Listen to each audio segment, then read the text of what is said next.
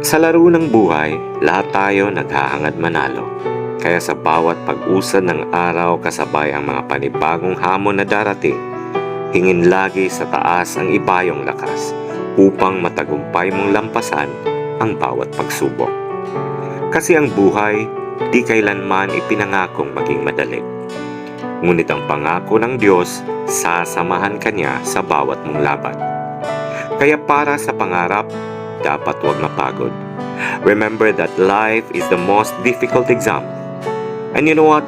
Many people fail because they try to copy others without realizing that everyone has a different test paper. At kung sakaling saan ka man dalhin ang iyong mga pangarap, baunin mo lagi ang respeto at pakikisama. Because in this game called life, winning comes in different forms. So play it well without hating and